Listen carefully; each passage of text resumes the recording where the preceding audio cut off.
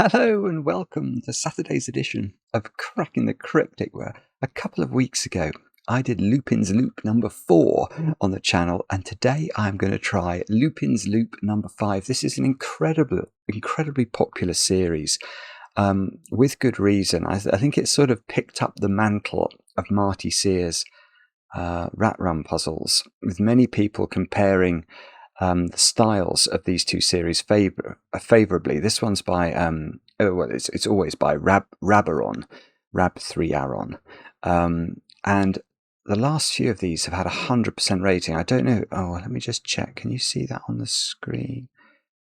No, maybe.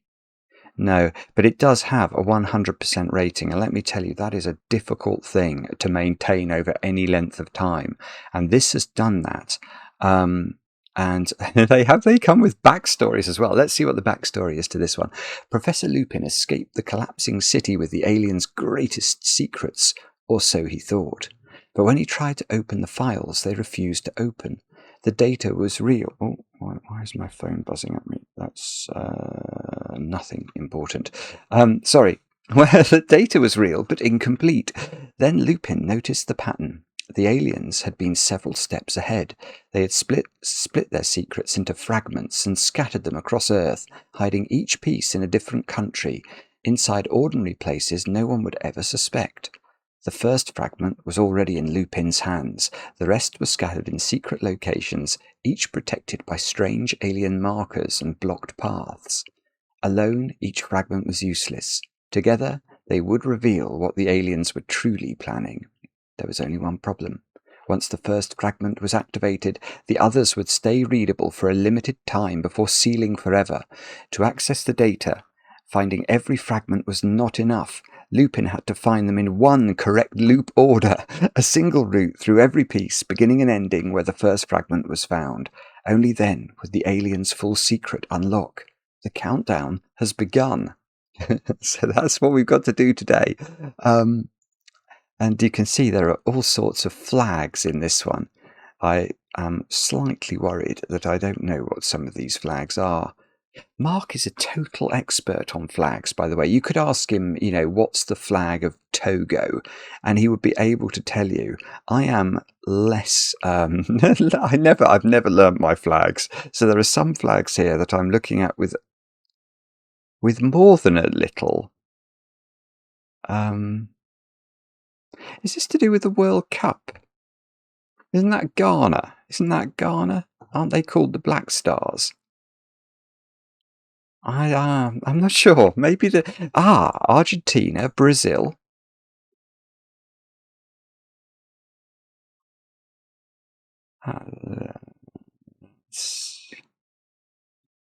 I don't know, actually. I'm not sure. There are some I definitely don't know. Anyway, we'll read the rules of this one in a moment or two's time. Now, I don't have much to tell you about today. I'm going to just recommend, if you've been following the channel for any amount of time, please do like, please do subscribe. We'd be most grateful for that. We, over on Patreon, which is sort of our Sudoku club attached to the channel, it's a couple of bucks a month to join us over there. And we have got some absolutely wonderful extra content, including, of course, our monthly competition, which this month is Sandra and Nala and Panthera's. Let me see if I've got there we go, Detective Pets. So there's some Fog of War, Japanese sums, puzzles, lots of things to delight you, and you've still got a couple of days left to enter that if you'd like to win the chance to come onto the channel and appear in a video. Now, I've also got birthdays to do. Let me look at my list. Greg, you turned 45 a few days ago, actually, on the 13th of July. I know this because we had an email from Mel. You're over there in Sydney, Australia, and apparently the two of you, I don't know what to make of this, the two of you have a special hand gesture for when I say let's get cracking. I hope it's not a rude hand gesture. I don't know what that hand gesture could be, but the mind boggles. Anyway, Greg, it's a propitious birthday, isn't it? A 45th birthday. I hope you have a great one. Mel, I know, was planning to make you some exceptionally well-iced chocolate cake, so enjoy that. Next, Samantha. I'm late with this one as well. July the 12th. It was your birthday, Samantha. You turned 31. I know this because your friend Victoria wrote to me and told me you've been watching for 4 years with your cats. Is it Munster and Tiki? So I hope they enjoy the channel too. And Samantha, many happy returns. I hope your birthday was great. And then finally, Tonya turned 23. I know this because your partner Rico over there in Ukraine wrote to me and told me that you often fall asleep when the video comes on. Rico says you're an amazingly joyful person, Tonya, who brings so much sun into the world, and he loves you more and more each day, which is quite a nice message to get, isn't it? Any day, really, but particularly around your birthday.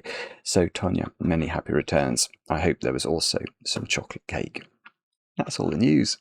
Shall we have a go at Lupin's Loop 5? Countercount. I didn't read the title, I don't think, last time. Countercount. What do we have to do if we're going to finish this correctly? We have got normal Sudoku rules applying. So we're going to put the digits 1 to 9 once each in every row, every column, and every 3 by 3 box. A greater than sign points to the smaller number. So there are, I think, 2 of those. So that's bigger than that, and that is bigger than that. Draw a single route for the airplane that travels orthogonally from cell to cell. So let's make sure we understand what that means. An orthogonal movement between 2 cells is a movement in a north, south, east, or west direction. It is not this. That is a diagonal movement, and that is not an orthogonal movement. So don't make any diagonal movements for your aeroplane. Draw a single route. The route never branches, crosses, or overlaps, and eventually closes into a loop. So it could be... no, it couldn't, because I did a diagonal. I mean, it could be something like that. Now the rules will explain why it couldn't have been that. The route starts at the airplane, passes through every country, and returns to its starting point. Thick black borders represent heavy turbulence that the airplane cannot cross, so we can't do that or that. Oh, whoopsie, or that. If a digit n appears on the route, then the digit n appears exactly n times in cells not on the route. Oh, that's strange. Right, so if there's a 5 on the route,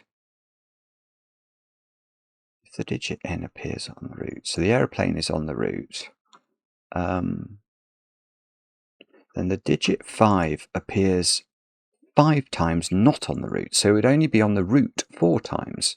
That's a very peculiar rule. If 2 countries are directly connected by the route, their digits differ by the length of the segment connecting them. Wow, okay. If 2 countries are direct, okay, all right, I think I do understand that. If a country, so let's just do a sketch of that. So if they were joined together, is that, so the digits different by 3, I think, is how that reads. If a country and the airplane, hang on, so this rule is not for the airplane. Hang on. If a country and the, sorry, so that's wrong what I just did, because that's not joining 2 countries. So that is probably true. That's probably a difference by 3. But where the aeroplane is involved, there's a different rule.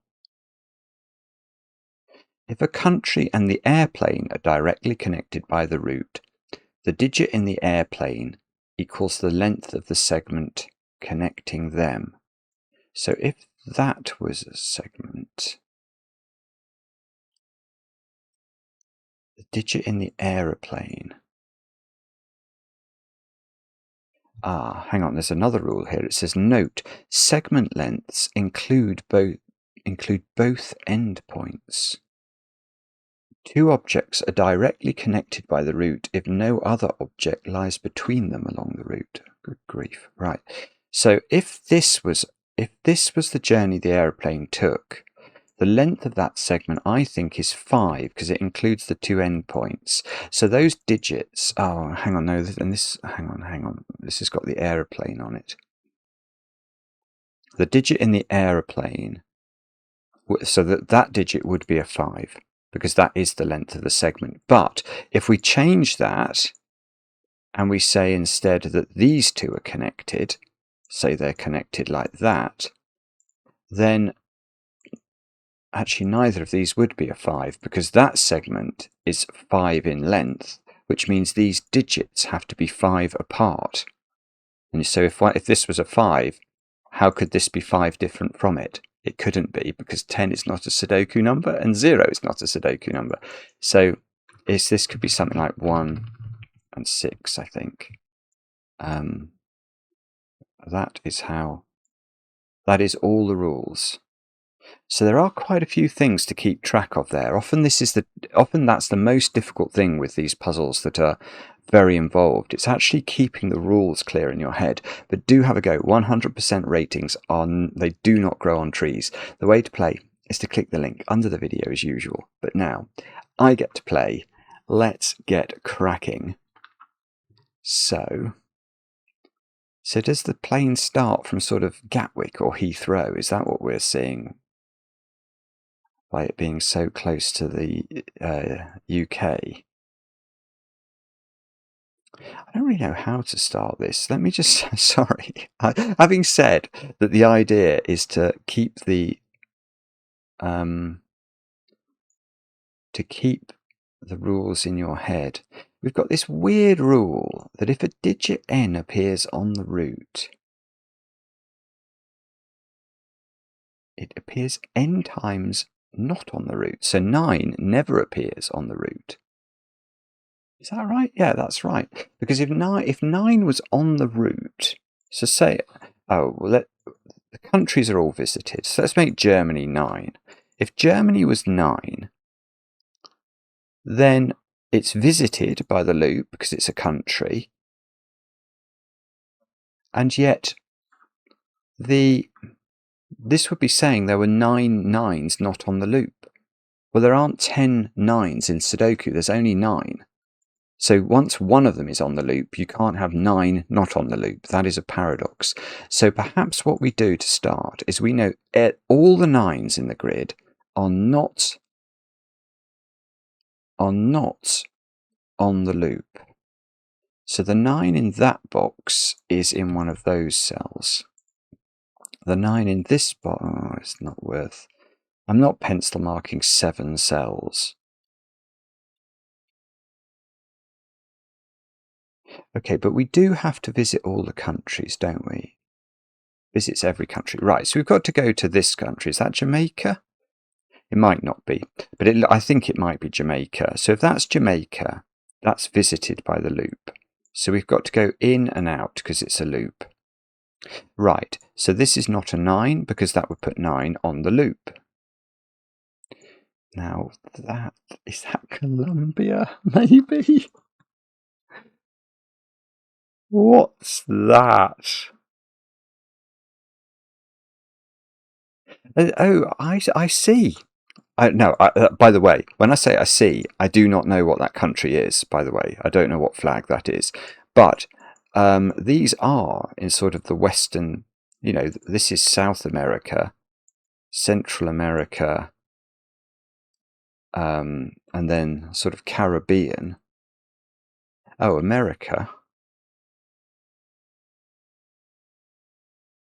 Turkey.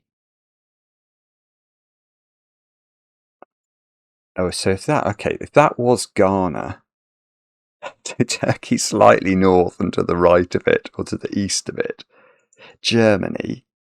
So that's, okay, so what is that country? That is to the east of Germany. And I mean, I know that's not the Polish flag. What country is that?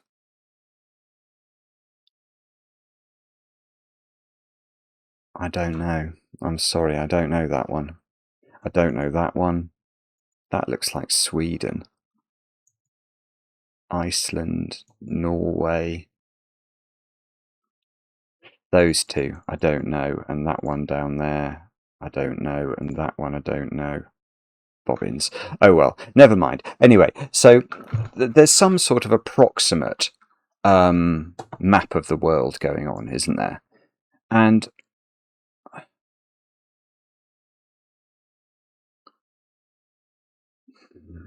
what do I know? So I know that any digit.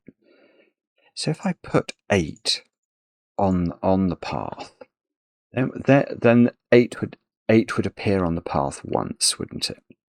Because there would be 8 8s not on the path. Right, so the maximum length of the path in this puzzle is 36. We can say that straight away. Because what we're counting, if you think about 8,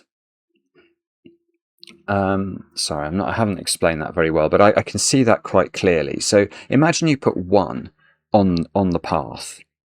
That's saying there is 1 1 not on the path.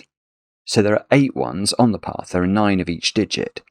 So the maximum number of any digit, the most prolific number that could appear on the path would be if there is a 1 on the path. Because if there is a 1 on the path, there are 8 ones on the path. If there is a 2 on the path, there are 7 2s on the path, because there are only 2 2s missing from the path. So in order to work out the maximum length of the path, we're adding 8 to 7 to 6 to 5, etc. And the triangular number for 8 is 36. So the path is maximum 36, which actually is not a very long path. Because if you think about, the perimeter of a Sudoku is only 32, isn't it? Or have I missed? I might be wrong. I think it is. I think the whole perimeter is a 32. 2 9s plus 2 7s. 9, 9, 7 to connect them. It's 32. And we've got 36 to play with, but we're going to have to do a lot of wiggles here, aren't we? Right, what I'm going to do is I'm going to work out what the minimum length of path is. And hope it's equal to 36. 1, 2, 3, 4, 5, 6. See, it wouldn't matter. You could go there, or there. It would be a free choice. 1, 2, 3, 4, 5, 6, 7, 8, 9, 10. We've got to pick this one up, haven't we, before we go up there, I think. Yeah. 11, 12, 13, 14, 15, 16, 17, 18, 19, 20, 21, 22, again, doesn't matter. So 24, 25, 26, 27, 28, 29, 30, 31, 32, 33, 34. 34 is the minimum. That's not what we wanted. So I think some approximation to that is the minimum. With possibly, there are different ways. Like you could go, rather than go up like that, you could go like that there, and then. But if you're as efficient as you can be, that I think is pretty good. But unfortunately, well, this is going to help, isn't it? Because now we know the minimum length of the path is 34, so we can't miss a 1 out, for example. Because if you miss a 1 off the path, the maximum length drops to 36 minus 8, which is 28, so that's not going to work. So there's all sorts of digits that now must be on the path. 1s, 2s, 3s, 4s, 5s. If 6 was missing from the path, 15... No. Careful, Simon. Careful. If 6 is missing from the path... Oh, gosh, this is... No, let's do it the other way. If 6 is on the path, it contributes 3, doesn't it, to the path length, because there are 6 6s off the path. So if 6 is off the path, then the maximum length of the path drops from 36 to 33, which won't work. So there is a 6 on the path, but 7 might not be on the... 7 and 8 are the critical ones that might not have to be on the path. Okay, all right, but how about that then? Is it possible to adjust the length of this minimum path by 1? I bet it isn't, because you can't do a diagonal movement. So how do I explain that? What I'm saying there is that if I introduce any inefficiency to this model, which is efficient, I mean, obviously we could make different choices about how we get from here to here. Say we could do that, but in making those choices, I've never taken too many cells.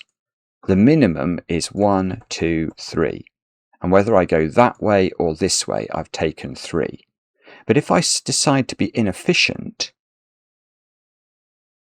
I could go that way as well. By, say, overrunning, I could go 1, 2, 3, 4, 5. Well, that differs from 3 by 2. So, because what you can't do is go 1, 2, 3, and then a diagonal movement. So, yeah, so this is interesting, because basically what we can now say is either 7 is missing from the path, and therefore this is the perfect path, which is length 34, and it's got the maximum number of 1s, 2s, 3s, 4s, 5s, 6s, 8 on it, or it wiggles, and if it did wiggle, let's say it did that, then it has to be 36, because it can't be longer than 36, and it would have all of the numbers from 1 to 8 on it, and it would have 8 1s, 7 2s, 6 3s, etc., all the way down to 1 8. So the question that we're left with is, do you wiggle? Well, do you? I personally don't think I do wiggle.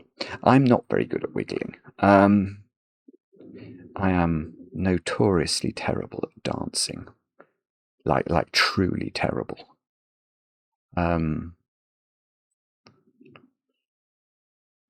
So, I mean, how on earth are you meant to work this out? Do I have to use these other rules? What were the other rules? There was something about the aeroplane, wasn't there? So the aeroplane,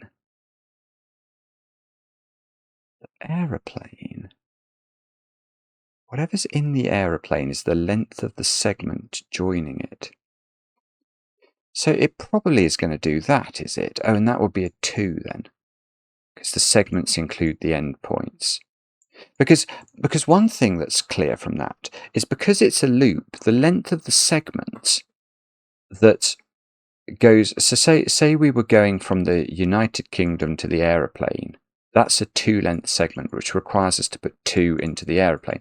But now the aeroplane can't go off to the United States, because that wouldn't be a 2 movement. So the length of the final segment is the same as the length of the first segment, if you see what I mean, which makes me think it is going to be those 2. I mean, maybe it doesn't have to be, but it feels like it does.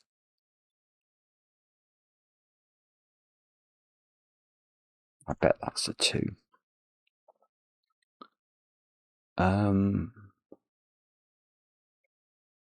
Yeah, and what was the other thing? The other thing was, yeah, see, we might be able to grok something about how that the path has to approximately move like this, which is going to mean these digits are different by a set number. Like that segment, if it does go from, if we go from America to Jamaica, 1 2 3 I do have to count the ends, don't I? 1 2 3 4 5 6 7. That is a length 7 segment. So yeah, that would have to be 1 and 8. It would have to, because we can't use 9 on the path. So neither of the countries can be 9, and we need digits that are 7 different. So they'd have to be 1 and 8. Yeah, I dimly start to see why there's a constraint operating. Oh, no, that's it. I've got it. I've got it. Right. Right. Oh, this is beautiful and actually quite straightforward. I'm just going to change the colour there because I couldn't see that red thing against the background. I don't like that colour either.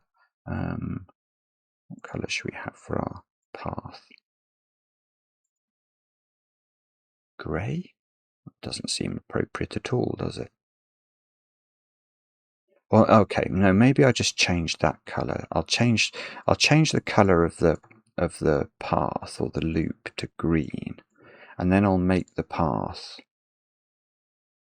purple because that one appealed to me. No, but here is my thought, such as it is. My efficient path through this box was this. Now that doesn't work. That cannot work because that's a whole series of length 2 segments. And I think you'd have to have 9 as one of those digits, wouldn't you? Because if you're saying, and I think we are saying, that those digits are 2 apart, they all share the same parity. And they're all different. And that is possible. You can do that in Sudoku with 5 different digits by using 1, 3, 5, 7 and 9. But that's the only way to do it. But 9 is not on the path. So that doesn't work. So that means that we cannot be efficient. The loop cannot be efficient through box 7. And if it can't be efficient, we can't do a 34 length path. So we must be doing a 36 length path because we can't do a single cell wiggle.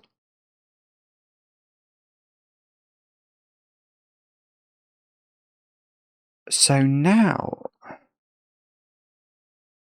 this is wonderful actually, and actually this isn't quite as difficult. Last one of these I found very hard, but this one I'm finding more intuitive. Right. What I want to do is look at Columbia, I think, because I know that the loop goes into Columbia because of the turbulence. So it goes into, so Jamaica is a corner of the loop, and I'm in Columbia. Now, if I go from here, I don't know what this country is. Oh dear. If I go into this country from Colombia, how do I get to Argentina? I can't go there next, because I can never get to Argentina without the loop having to turn back on itself. So I have to go to Argentina, and then I have to go to Brazil, and that creates the problem. So this is impossible. So what we've got to not do is go from Colombia to there. So that is forced. Then we've got to go to Argentina. Well, then we have to take this cell, otherwise we're going to close the loop. So we've got to go there. Now this is a corner. We mustn't close the loop. So that is how we move through box 7. Now this should be no more. That we're going to have to count this very carefully. I don't want this to, of course, too much inefficiency because I've only got two sort of degrees of freedom, if you like, from my 34 to 36 length loop. So if I went the quick way, my box 7 path would have been 1, 2, 3, 4, 5, 6. Well, and then I'd have had a choice, but it would have been 6 to get to Brazil. And now it's 1, 2, 3, 4, 5, 6, 7, 8 to get to Brazil. That's fine. That's fine. That's 2 difference, which I can cope with. I can cope with that by forcing all digits other than 9 to be on the path, and therefore these cells are not 9. They are on the path, so that's 9. Now I'm going to change my colour scheme again. So I'm going to mark that with a grey. We can see we have to move orthogonally, so we have to go up. And we have to be super efficient through all of our other movements. So we've got to go there, we've got to go there. Now, I now know we're going to Turkey from Ghana. but I don't know how we're doing it. There's a variety of ways. But then from Ghana, we're going to go to the UK. I don't know how to do this. And then from the UK, we have to be efficient. So we've got to go to the aeroplane, to Germany. We can't wiggle anymore. We've got to be super efficient every time we can. Then we're going to Iceland, but I don't know whether we're doing that or that. We're doing one of them. And then we're being super efficient. And then I don't know how there's so many ways to do this movement. We could do it in a whole variety of ways, but we're doing one of them.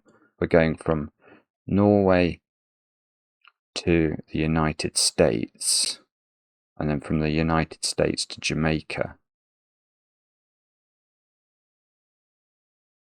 Now, okay. So, oh, I tell you what, so this is a 2 then, because that's a length 2 segment, and that's a length 2 segment. So the aeroplane is a 2. Now, this is good, actually. I'm going to start here then. I was going to go down there, but I'm going to start there, because this digit... no, hang on, I need to check this. I'm not sure. If the aeroplane, if a digit... I can't remember how it works. If the aeroplane is joined to a country, what digit you put in the country. It passes through every country, returns to the starting point.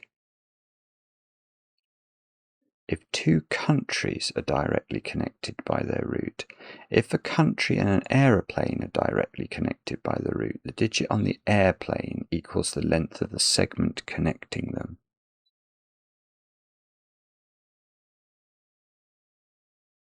So where the aeroplane is connected to a country, I don't think I do know what this is, do I? I was hoping I was going to be able to say that's a length... Oh, hang on, if 2 countries are directly connected by the route, their digits differ by the length of the segment connecting them. If a country and the aeroplane...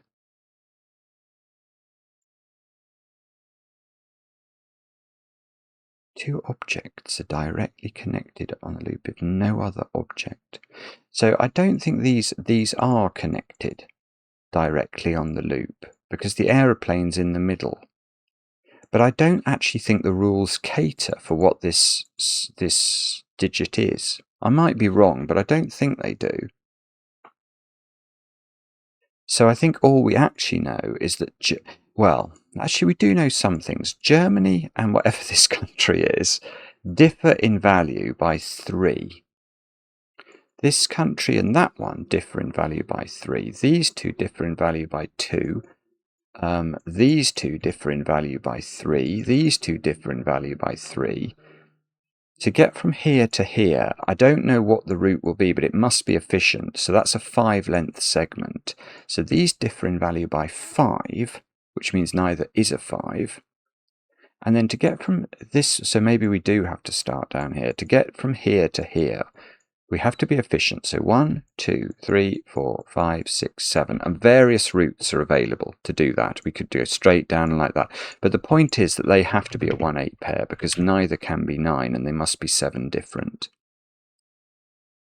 And then these 2 digits are 2 apart. So this is 3 or 6. Now, Colombia and Argentina are 3. That's a 3-length segment. So this is 6 or 3. It's not 9. It could have, from 6 it could have gone to 9, but it can't by Sudoku. So that's a 3-6 pair. And then this, we're retaining the parity, aren't we? So these are 2 different. So if this was 1, 3, 6. this digit is 4 or 8. And then, oh no, this is complicated. And then that's a 3 difference back to this one. But with this being something, depending on what this is, I don't know how to do this without really pencil marking it.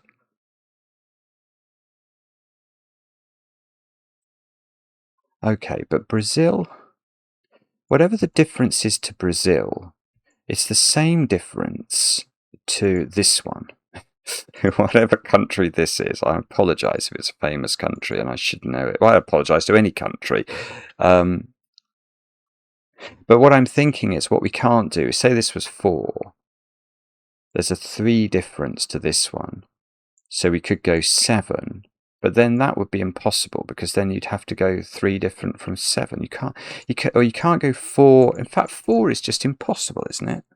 Yeah, 8's possible, but 4 isn't. 4 isn't possible because you go 1 and then that's 4 again, or you go 7 and then that's 4 again, because there isn't enough space. But if this is 8, you can do it, because then you can go 5, 2.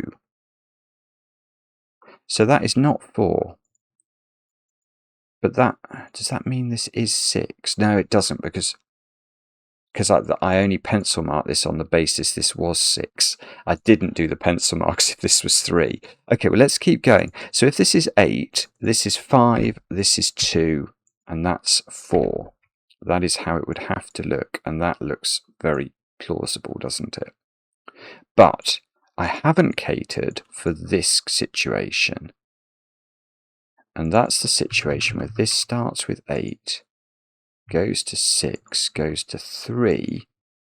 Now, this can't be 5. Oh no, it could. No, it can't. If this was 5, which it could be by parity, this is 3 different from 5, so say it's 2, but then it has to bounce back up again. So that can't be 5, it's going to have to be 1. And then this would be a 4, and this would be a 7, and that would work. And then this would be, oh, it couldn't be 9, that would be 5. So that's the other way it works, is with a 1 here, this is 4 or 5, this is 2 or 7, and this is 5 or 4. And unfortunately, I'm afraid, unless I am missing a very obvious point, I don't know how we're going to resolve that.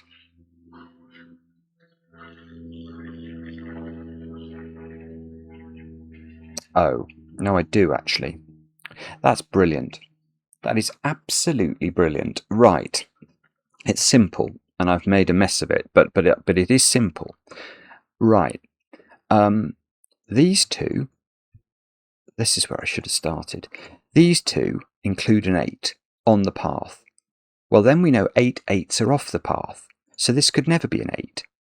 That has to be a 1, because otherwise there are 2 8s on the path. So that is an 8, that is a 1, this is a 6, this is a 3, and it's going to go, and there, so that's going to be 4, 7, 5. Okay, that's much better and much more understandable than me doing a whole load of pencil marks. Now, those are a 5, 7 pair by Sudoku, and we get an extra 2 here, look. I love this. This is a fantastic puzzle. Now, what's that? Because we know getting from Ghana to Turkey is going to be a length 4 segment. A length 4 segment of some description. I've no idea how it's going to happen, but it's a length 4 segment. So this is 1 or 9, and it's not 9, so it's 1. And now getting from Turkey to the UK is a 4 segment, so this is back to being a 5 again. 2, 3, 4, and now and then it breaks down, doesn't it? Because I don't know how to do the Germany one. We can work backwards from America, because that we know is a length 5 segment of whatever description. So this has to be a 6. which means, and then there's a length 3 segment, so this is 3 or 9. Well, I know it's not 9 because 9 isn't never on the path. And then it's a length 3 segment, which has got to go back to 6 again. 0 is not on the path. And then it's this digit is a 4 or an 8. Well, it's not 8, is it? That's exactly what we've just worked out down there. So this is a 4. Now this is a length 3 segment, so this is 1 or 7.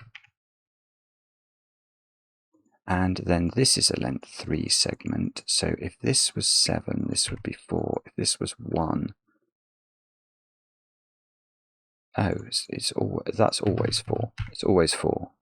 But that one I don't know, bizarrely. The only country I don't know is whether that's 1 or 7. That's very strange and slightly worrying. Okay, don't know how to deal with that. So somehow or other from here, right, so what determines everything now? It's going to be making sure we have the right number of digits on the path. So, wow. So 9 is in one of those 3. It can never be on the path.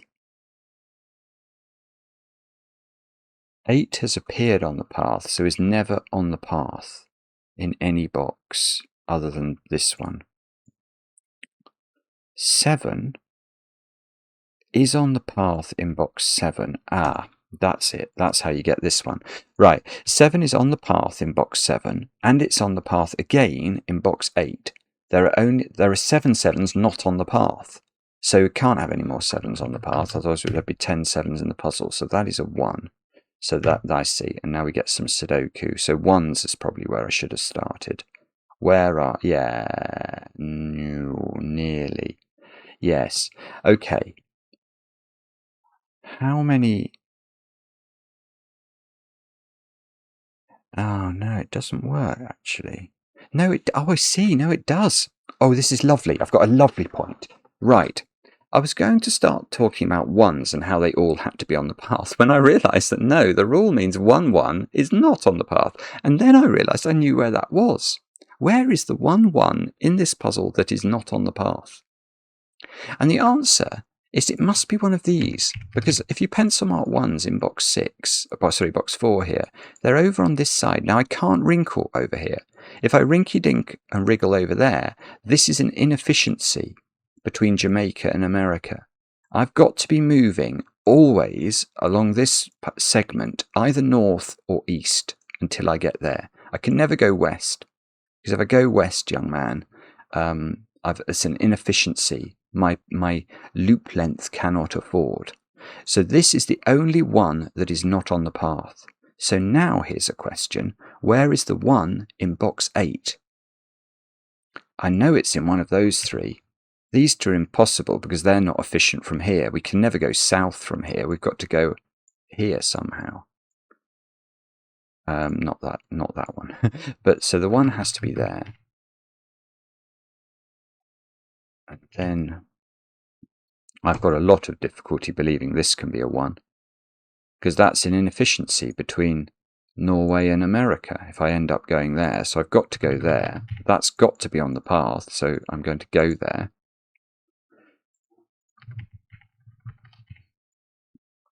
And now this is oh, that's okay. That's okay. I was going to say this is a 1. It's on the path, but it can be, because I'm going from Turkey to the United Kingdom, and I'm going through that cell now, so we're not doing that. Oh, I see. And that gets me this. So they're all the 1s. Let's give them a colour. Now,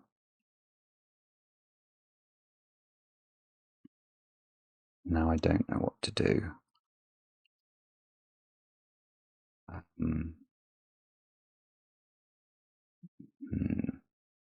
6 by Sudoku I can place in box 1. I can't place it in box 8. It's probably 2s, isn't it? So 2s, There are exactly 2 2s not on the path. Do I know where they are?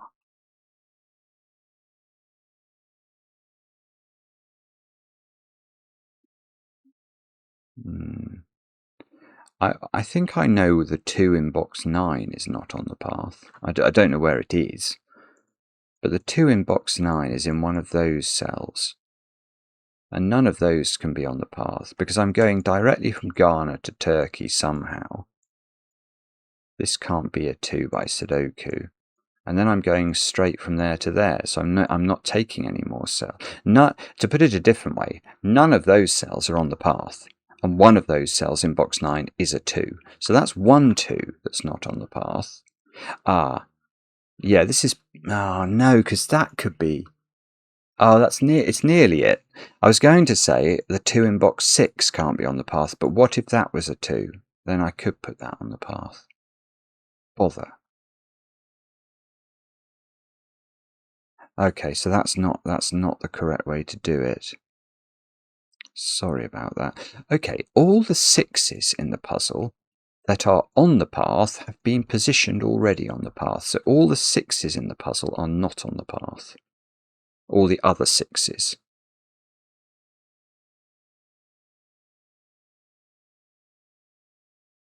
I've got to go through this cell, so I've got to be efficient. I've got to go down to it, and then it's a case of whether I do that or that.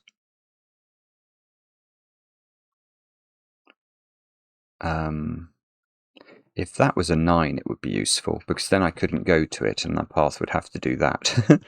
but again, there's no reason that has to be the case.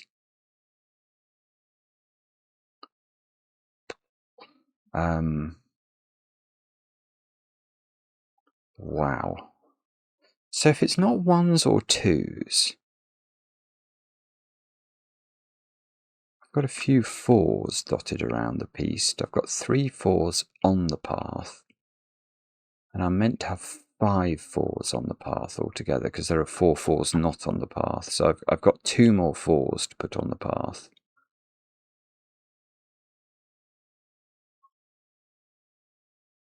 Golly gosh, I don't know what to do then. Okay, what about this row? 3, 4, 8, 9? Maybe we can do some Sudoku on... Oh, whoopsie. Maybe we can do some Sudoku. 3 is not there. So, no. So 4, yeah, 4. 3 and 4 come out of this. Because if this was 4, that would have needed to be 3. 6 comes out of there. 4 comes out of here. Aha! That's... Oh dear. I've missed pencil marked it. 9 is a digit here. 3, 4, 8, 9. Oh, bobbins. 4, 3. Okay, let's 4. Yeah, I see. That cell is the one that's under pressure. It sees 3 and 4, so it is 8 or 9, but the inequality helps us for once. 8, 9, 3 now. 4.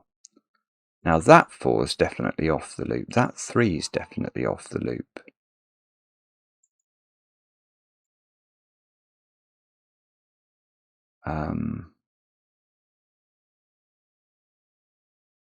That 8's definite. Oh, I see. All right, let's come back to the earlier thought then. That is a 9.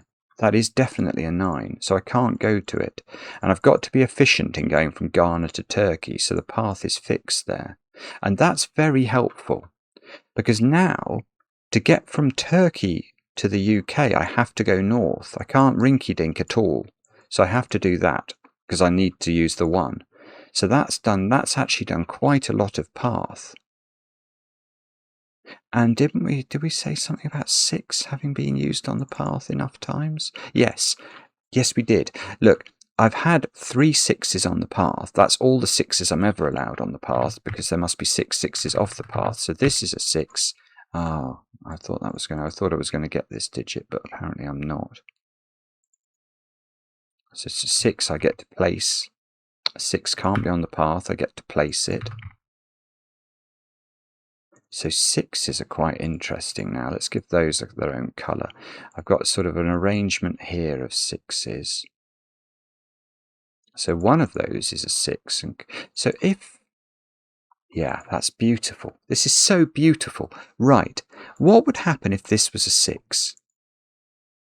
Well, then how could I be efficient in going from Jamaica to the USA? I'd have to go round the edge of it. And I can't wrinkle-dink that much.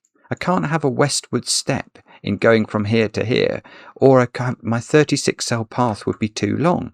So I have to put the 6s there, which means that is the forced. Now, to get up to here, I've got to go north. I've got to go south from America. That's been available forever, that step. I just didn't see it. And then I don't know how that closes. So I've very nearly done a lot. Oh, the 1 here has to be on the path. So that's forced that segment. So I'm really close to having the whole loop figured out now.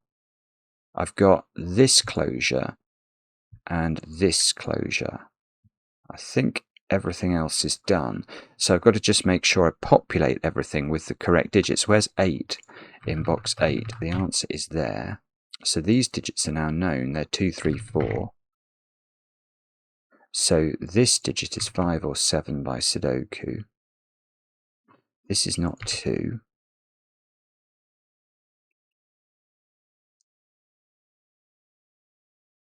Now, there's a 3 in one of those cells. I thought I was going to get a 4, but no, I'm not. 8. Let's give 8 its own colour. We'll make those lime, shall we? We know there's no more 8s on the path.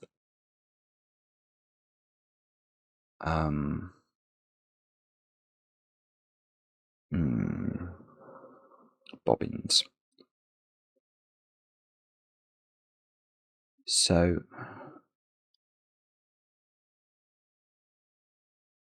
sorry if this is totally obvious. It probably is a bit obvious, actually. I think if you have the thought to attack the right digit, it will be very clear what you have to do. It's probably to do with 7s and 8s, isn't it? I've had all my 7s and 8s in these boxes that can ever be on the path. I've had 2 7s and 1 8. So in any other box, the 7s and the 8s must live off the path. So that can't be a 7 or an 8. So is this a 7, 8? Yeah, I think that has to be a 4, which is the most peculiar deduction. Yeah, okay, well, the way to get that is to look at column 6 and pencil mark it to death. And if you pencil mark it to death, you get 3, 4, 7, 8. But you know this can't be 7 or 8 by the fact we've had all the 7s and 8s we can ever put on it, and then therefore it becomes a 4. And now this is a 4 by Sudoku. And 4 is on the path here. So how many 4s have we now put on the path? 1, 2, 3, 4, 5. We can't have any more on. They've got to be 4 4s off the path, so these can't be 4. So this has got to be 3, this has got to be 2, that's got to be 4. 4 is in one of those 2 cells.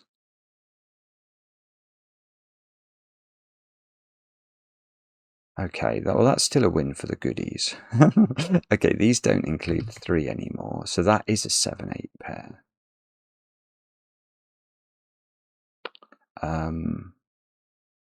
These digits are what? 2, 3, 5, 9. So that digit is 3 or 9.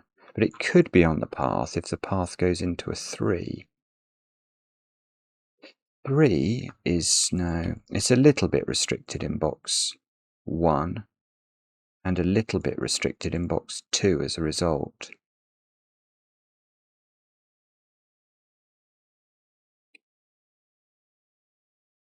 But okay, what about 3s then? Because in terms of the puzzle, there are 3 3s that are not on the path and 6 3s that are on the path. Well, that is a 3 that's definitely off the path. Let's double click all the 3s. This one is definitely a naughty. Now, The 3 in box 5, I haven't got a clue where it goes, but it's not on the path. Because the path is going from here to here, and it's got to do it with alacrity. It can't dip down here. So there is a 3 in one of those cells that's off the path. There's a 3 there that's off the path. Now,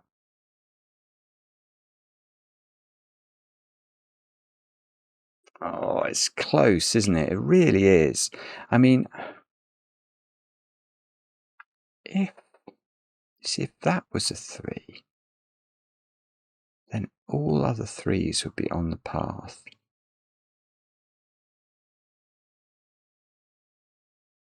Oh, I don't know. I think that's close to being a deduction. Or if that wasn't a 3,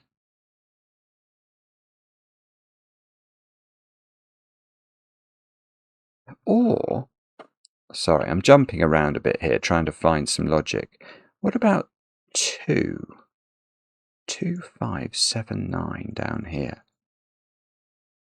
So the 2 down there is definitely off the path. There can only be 2 2s off the path. So that, hang on. So there's a 2 up here.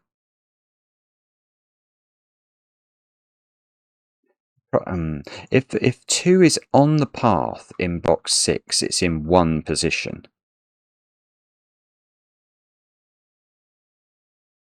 And it's quite difficult for 2 to be on the path in box. It's actually it's impossible. That's it. That's the crucial thought. That is the crucial thought. Yeah. Where is 2 in box 1? And the answer, as usual, as so often, is I don't know. But it's tucked away in the top 2 by 2. And definitely not on the path. So the 2 2s that are not on the path are in box 1 and box 9. And every other box has to have a path to 2. So we can take that. That's definitely not 2. One of these is a 2 and it's on the path. 2 has to be here. It has to be in one of those 2 cells by Sudoku in this box because it's got to be pathed. So this is a 2-4 pair now. The 2 has to be on the path in box 6, so I now know where that is. 2 has to be on the path in box 3, so I know where that is, which places the 2 in box 9 now. So let's give 2s didn't have their own colour, which is totally remiss of me. So 2, is there, and that's pathed, remember. So 2's in the corner. So let's remake our 2s. Actually, I get all the 2s. Look at that, and I get more. I have never given 4s a colour. Again, totally remiss of me. But I've done all the 4s, and I've done all the 2s. And I've got to make sure this 2 is on the path. So I've got to be efficient. I don't know which one of those is. Probably one of those has to be a 3. Oh, one. No. Ooh. Okay, I'm going to think about 3s in a minute because I don't think you can visit. Well, I'm going to go from there to there. And in doing that, I'm either doing that or that. And I can only pick up one of the 3s from that box and that box on the way we'll do that. So that's probably worth thinking about. 5s need their own colour. We'll make those indigo. Now, okay, I don't know what to do again now. 5, 7, 8, 9 is what we need in this box. This is an appalling pencil mark I'm about to make, by the way. Sorry about this. Yeah, that was really a disgraceful pencil mark. There was no value extracted from that. 9s.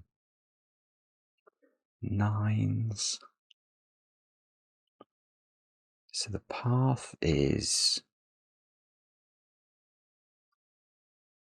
well, I see. Yeah, okay, I'm going to go back to my thought about 3s because what we can say is that the 3 in box 5 is not on the path. Because the path has to be efficient joining to these, so it's either doing that or that, and efficient joining these two, so it's either doing that or that. So it's never getting a 3 in box 5. It didn't get a 3 in box 9. And here's the kicker.